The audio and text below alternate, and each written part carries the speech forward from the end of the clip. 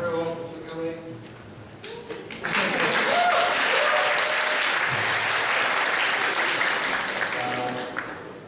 My favorite part of doing these things is always answering questions, so please don't be shy, and I'd like to make the question and answer part the heart of all of this. Честно скажу, моя самая любимая часть – это общаться с аудиторией, отвечать на ваши вопросы. Поэтому можете сразу к ним переходить, я с удовольствием на все отвечу. Да, я тут ставлю маленькую ремарку. Ребят, у нас максимум 1,5 часа. То есть, пожалуйста, там, я в любом случае через 1,5 часа заберу и обвиняйте во всем только меня. Вот, у нас, к сожалению, очень плотный график, и потому автограф-сессия будет в углу, то есть если туда перейдет. Мы заранее просили, чтобы вы написали свои имена латиницей, потому что Эшли очень сильно переживал, что не сможет правильно транскрибировать ваши имена и, не дай бог, допустит ошибку. Если вы хотите именные подписи, пожалуйста, заранее ему пропишите, как пишется ваше имя. Спасибо. И теперь вопросы. So I'm happy to talk about Elon and the book.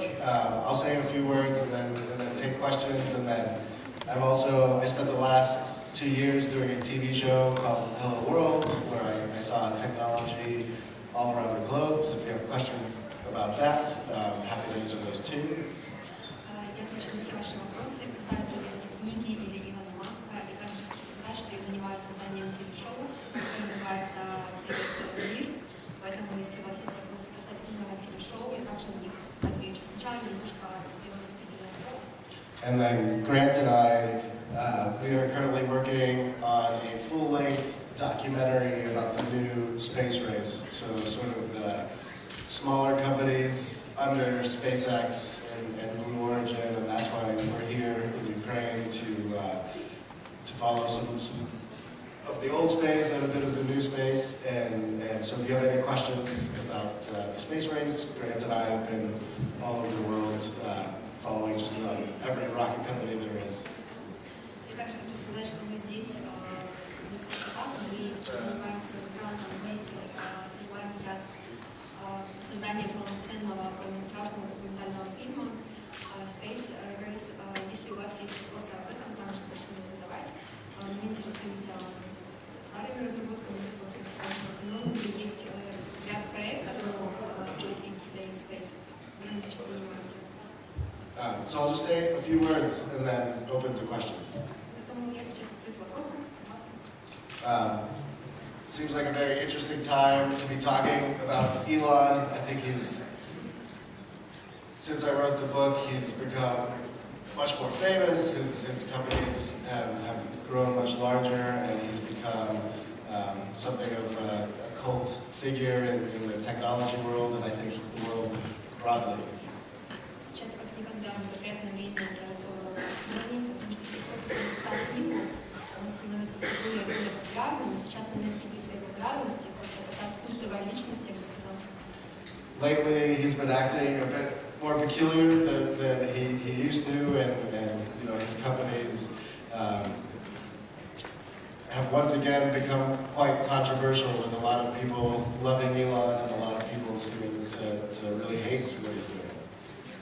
Хочу сказать, что на самом деле его можно считать человеком противоречивым, потому что есть ряд людей, которые любят и восхищаются тем, что он делает, и ряд людей его практически ненавидят. Поэтому в последнее время он стал еще более своеобразным. And when I started the book, for the people who have read it, it was much simpler times. Elon was a relatively unknown figure. His companies had not yet proven themselves, and I was not an Elon fanboy of any sort when I started to do the book. Когда я начинал создавать эту книгу, я честно скажу, что я не был фанатом Илона Маска, да и он сам был проще. Сейчас обсуждать книгу и многие вещи для меня гораздо сложнее, потому что он стал более известным и более сложным человеком. I was mostly interested in this person who seemed unique in his ability to gather thousands of people to charge after a dream that he had given them, and someone who did not seem wired by nature to be a leader, and who had grown into this role. Он мне интересен как человек, которому от природы не были даны какие-то качества лидера. Но тем не менее сейчас он является тем, кто собирает тысячи людей и ведет их к тому, что им называется своей мечтой. And so, you know, it's been fascinating to see as Elon has grown a lot and become this celebrity and has filled so much with confidence and controversy. And, you know, there's probably room for a sequel to the book once Tesla sorts itself out. На самом деле очень интересный человек, и очень интересно наблюдать за тем, как он набирает уверенности, как он меняется, как он становится другим. И я думаю, что есть место для мысли о сиквеле. То есть, возможно, после этой книги за ней последует еще одна. And then, you know, if it's okay, I'd just rather take questions and answer anything I can do to be helpful. Еще раз, он более с радостью ответит на ваши вопросы, поэтому прошу вас.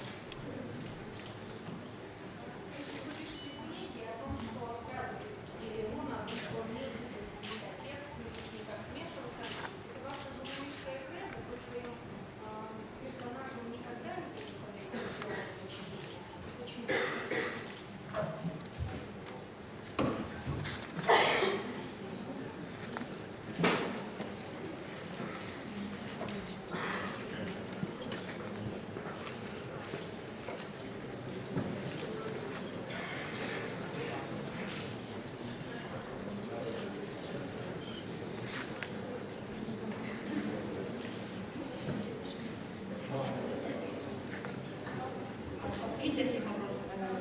Слышали вопросы? Нет. Повторить. Вопрос. Погромче. Микрофон. Микрофон. Я не повторю микрофон. Значит, вопрос был такой.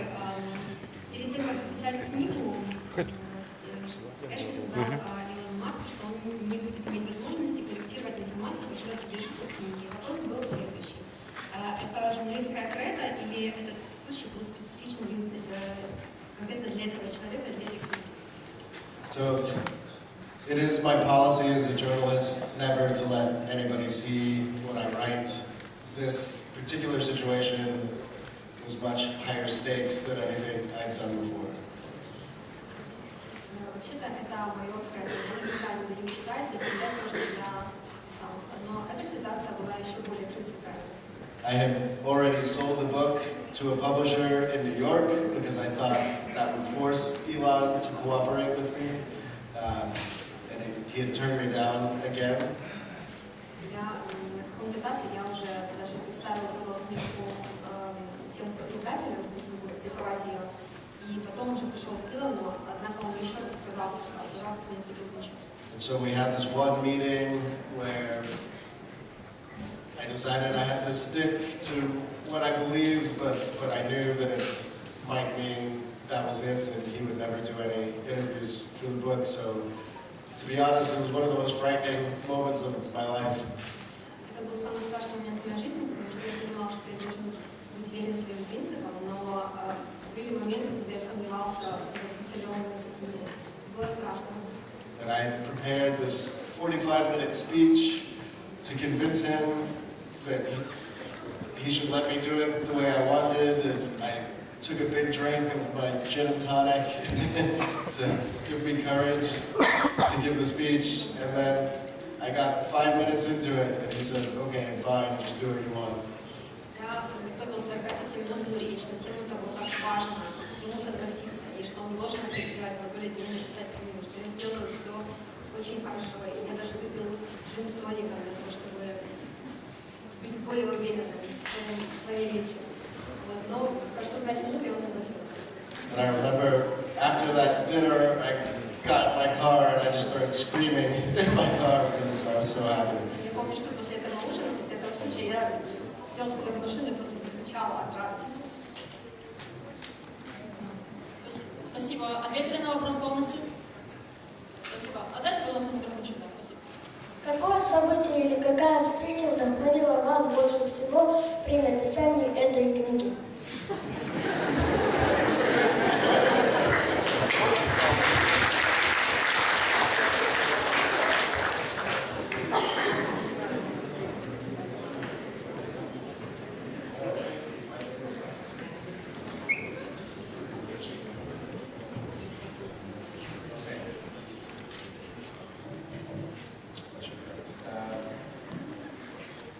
Well, sort of two things. One, I live in Silicon Valley, and for a long time, Elon had always talked about doing important things, but he seemed to really struggle to actually do them. And then in 2012, all of a sudden, his Tesla, SpaceX, Solar City, they were all doing really well. Во-первых, я сам живу в Кремниевой долине, и мое внимание всегда привлекал Илон Маск, потому что он обещал делать много чего. Но до 2015 года этого не происходило. И вот в 2012 году он наконец стал называть свои проекты известными: SpaceX, Solar City, Tesla.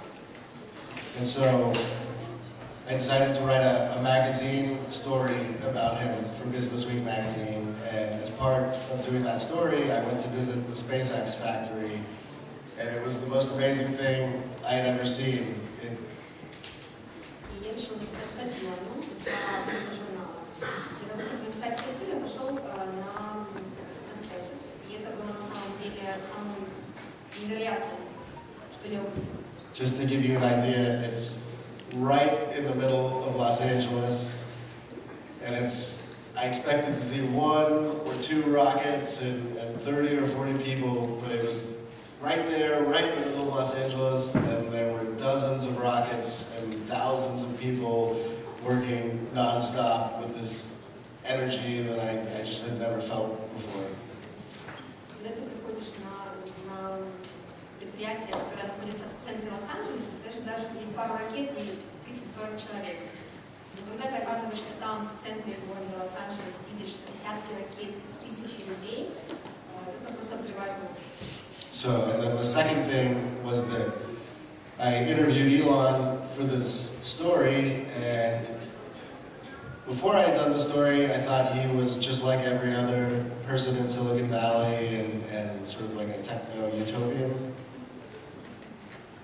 Сначала я хотела взять интервью у Илона Маска, я думала, что он такой несколько утопичный вариант человека, воспринимающего технологии. But when I met him in person, he was much more interesting than I had given him credit for. He was actually very easy to talk to. He was sort of nerdy, and he gave you honest answers. He didn't have PR people around him or anything like that. It was just me and him, and I felt like he was quite authentic. And that was it. Then I wanted to do the book.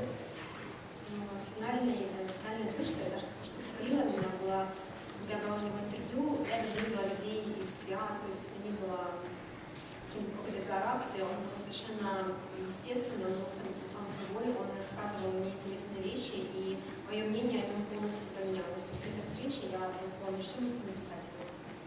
Good question. Хороший вопрос. Здравствуйте. Эшли, спасибо большое за ваш труд. Хотел узнать, вы нас обнадежили, что будет продолжение. Вот, вопрос такой, если в один день Илон потеряет свое состояние и, не дай бог, Falcon Heavy упадет на голову Дональду Трампу, вот, будете ли вы полны решимости писать это продолжение или нет? И второй вопрос. Цель вашего приезда в Днепр – общение с Максимом Поляковым, который тоже занимается ракетостроением. Вот такой вот интерес к людям из ракетной отрасли – это просто ваш именно интерес, почему вы не хотите писать книжки о каких-нибудь интернет-магнатах Цукерберге, допустим, или Брине, допустим.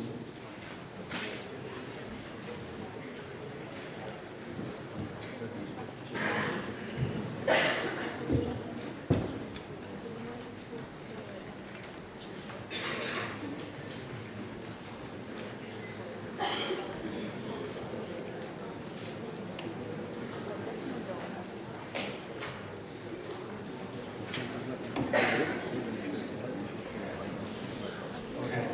Well, that's a good question. I tend to think SpaceX is the safer company of all of Elon's companies, and that Tesla is the real wild card. Во-первых, хочу сказать, в ответе на первый вопрос, что SpaceX — это очень надежная, безопасная компания, самая, я бы сказала. And I've thought about writing a second book for a long time, but I think until we know whether Tesla can make money, is a real car company, that this is a huge part in determining where Elon ultimately ranks. Я хотела написать также вторую книгу, но был не уверен по поводу компании Tesla, то есть какие конечные цели и о чем писать. But mostly, if things go great, that's good. If they all go bad, that's okay. I'm not opposed to writing a tragedy.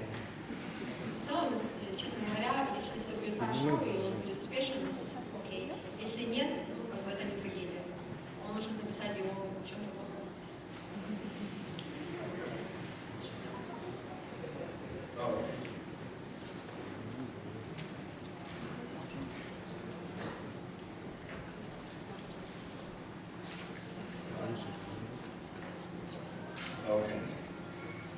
Okay. So, well, I do write about lots of things, but I tend to write about physical things as opposed to websites. The consumer internet has just never interested me as much as people who actually make things that are out in the world. Второй вопрос был про Маска Полякова. Я думаю, почему интересно писать именно о космосе. На самом деле, всегда интересовали вещи, которые связаны с каким-то физическим свойством и действием. Это более интересно, чем писать о потреблении потребительского в интернете. And I think Grant and I are making this movie about a very interesting and controversial time when private individuals are taking over space, the final frontier, and the people who are attacking this goal are so full of energy and intelligence and hard work that it's an incredibly fun topic to cover. И сейчас мы снимаем фильм, и для меня невероятно интересной является эта тема, которая затрагивает людей, в частности, когда люди пытаются, причем люди очень трудолюбивые, очень умные, пытаются осваивать космос.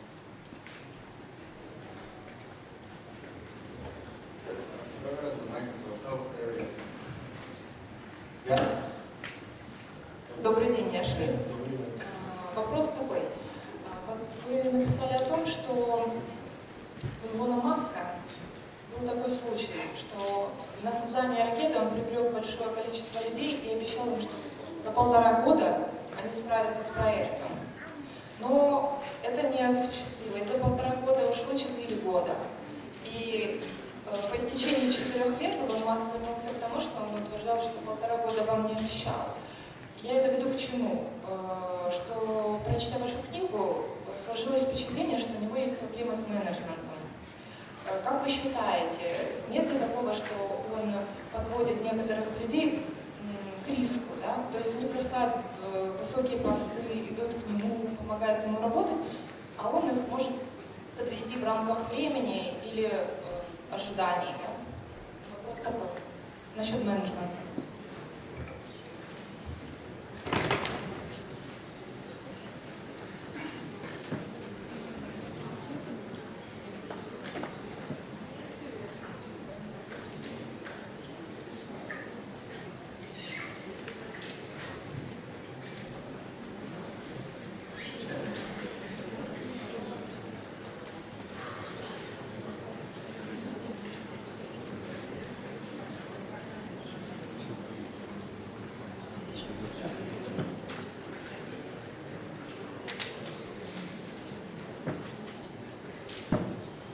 Yeah, he definitely has a problem about that. But throughout his whole career, he almost always delivers on what he promises. It just tends to take a lot longer than what he said. С хорошей стороны, нужно знать, что он всегда делает свои решения, просто на это уходит больше времени, чем изначально. And it seems to have this actually very positive impact on getting a lot out of people when he sets this target, this unrealistic target. Everybody tries to accomplish it, and I think ultimately they get farther than they would have without that. Это можно посмотреть с точки зрения того, что он стимулирует людей на больше. То есть он ставит изначально цели, которые кажутся нереальными, но таким образом он мотивирует людей работать быстрее и лучше. I think for the press, it's a more difficult situation because they want to hold you to account for what you've promised, and then Elon seems to get upset when people hold him to account for what he promised. С точки зрения прессы, конечно, всегда хочется, чтобы сроки были выдержаны, и Илон Маск сам расстраивается по поводу таких замечаний, когда пресса говорит ему, что сроки не выдержаны. And then, the funniest thing, I talk about it in the book, is that he is self-aware of this problem, and he recognizes he has this issue, but he doesn't seem to be able to do anything about it. Самое интересное, что в книге я говорю об этой проблеме, и сам Илон Маск, он признается в этом, он согласен с тем, что такое есть, но ничего не может с этим сделать. Ребята, еще буквально 2 вопроса, я отдыхаю на подпись, иначе вы просто рискуете уйти без подписи. Вы первое время Маска, вы упоминаете Барнума, это шоумен 19 века, и Айн Рэнд. Я, когда готовился к вашей встрече с вами, списался со своим знакомым, он вечный капиталист Силиконовой долины, он сказал, что Барнум, в общем-то, там по-прежнему популярен, а вот идея Рэнд немножко уходит, развивается. Насколько сейчас действительно вот тот мир Силиконовой долины, который у вас в первое время, в какую сторону меняется? Насколько идеи вот этого шоу-вебства сильны, и насколько идеи Рен, потому что ее книга «Атлант расплывает плечи» очень популярна у наших бизнесменов сейчас. Можно попросить еще раз именно повторить? Было плохо слышно.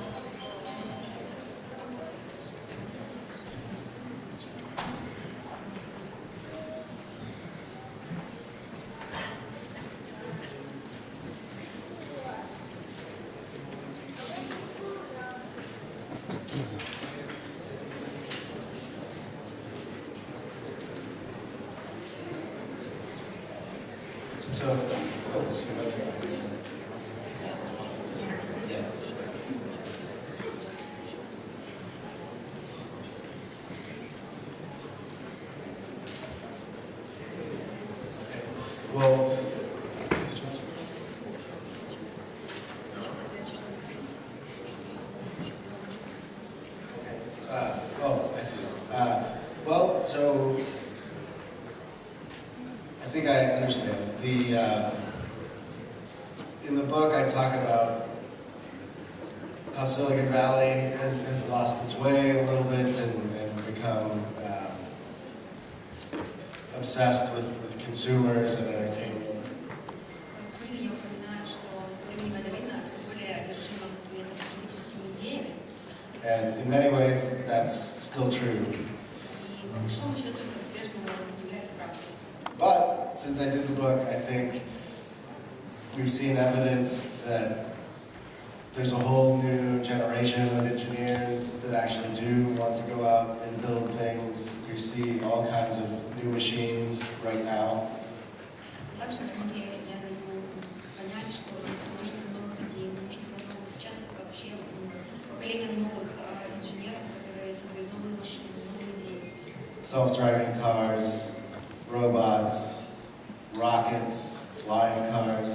Создаются летающие машины, роботы, машины самоуправления. It's an incredible time, I think, when transportation and the machines we use in our everyday life will change very radically. Сейчас вообще совершенно удивительное время, когда транспортные средства, машины, на которых мы ездим, могут меняться очень быстро. So I'm happy about that shift. очень рад таким изменениям, такому переходу. And then about Ayn Rand, for sure, Silicon Valley is still, if there is a religion in Silicon Valley, it is this libertarian, techno-utopian type of religion. Если есть религия в Кремниевой долине, то это религия, это технологическая утопия, это и освобождение. So there's, and I don't really think Elon is, I would not say that he is really part of that. Не могу сказать, что Илон Маск является частью этой религии. It's more people like Peter Thiel, and Больше к нему относится Питер Тил, Sam Altman, Соломон. these other sort of leaders of Silicon Valley that are really driving that. Такие так называемые лидеры Кремниевой долины. And so there's these people there that want to live forever, and they think technology can solve any problem, and that algorithms are always the more efficient answer to living life, and so, you know, it's not my favorite thing.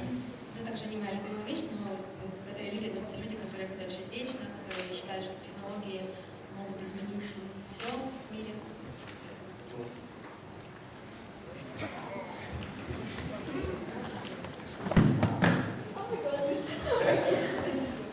So, first of all, I wanted to say appreciation to Nasira and to Nicoda for doing such events.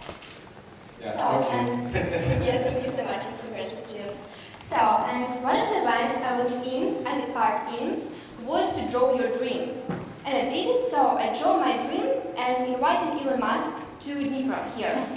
So, and I'm so excited that Bartel did it.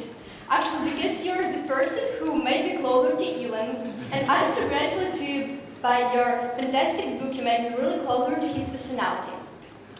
So, I'm really grateful to you, actually. Oh, thank you. It makes me- Thank you, I'm sorry. So, and about my question. So, there is an interesting moment about your first meeting while discussing about writing a book.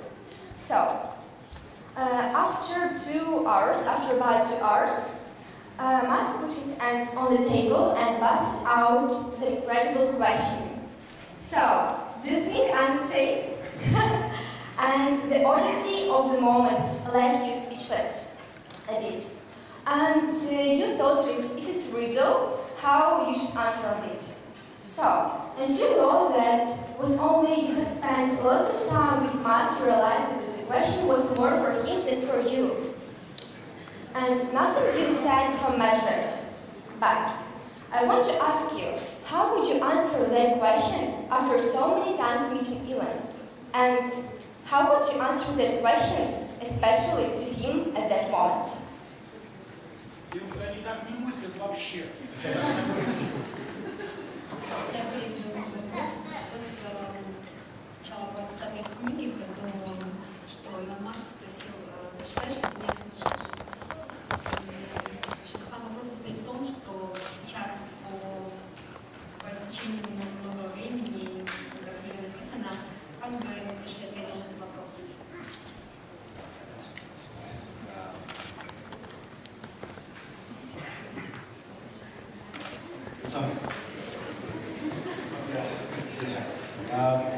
It's a hard question to answer. In the moment when they asked me that, I felt like it was sort of a test, but also like he was reassuring himself. Когда он меня спросил, мне казалось, что это такой тест для меня, но он хотел сам удостовериться.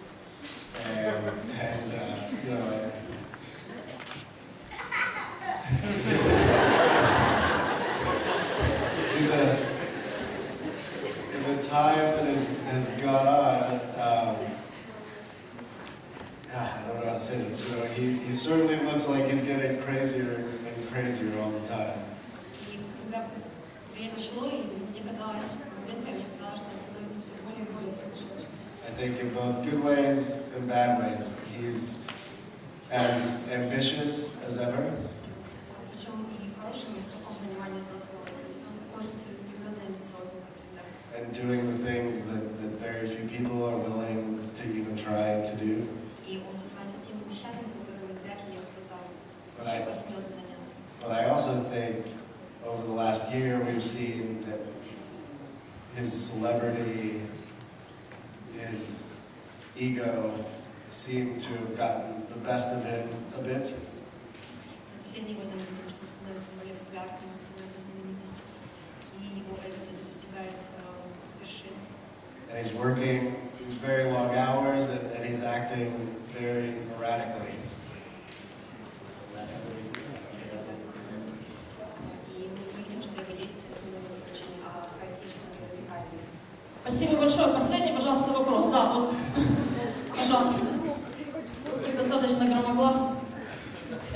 Ну, поймите правильно, он просто не успеет вам все подписать. То есть... Минуточку, я думаю, что мой вопрос, я хочу сказать, что это очень приватный вопрос, но я думаю, он будет интересен всем. Actually, my question is very private for you, but I think it will be interesting for all. Okay. And I'm sorry, I said to girl that the Western people don't think at all as she thinks. I don't understand. Reading your book, can you call Elon Musk anytime, right now, for example? Можешь ли ты позвонить Илону Маску прямо сейчас, в конце концов?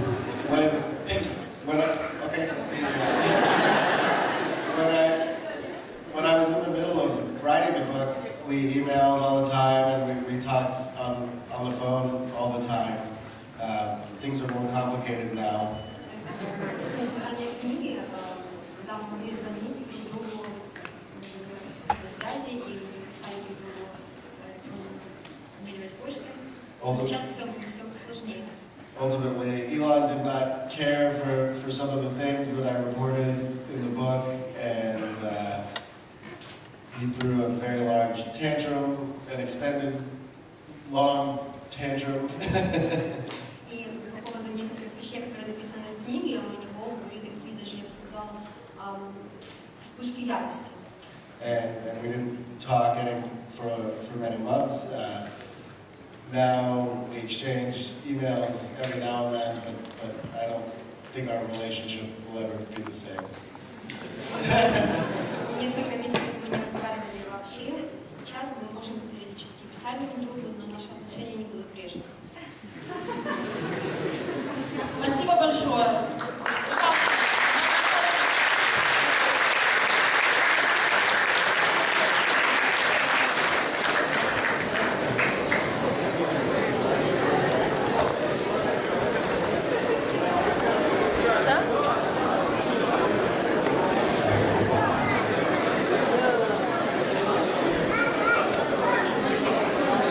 Занимается очень.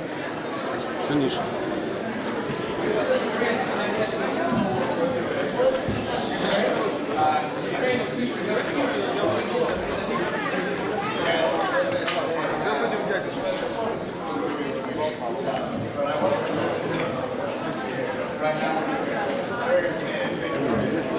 Да, это русский тоже, да.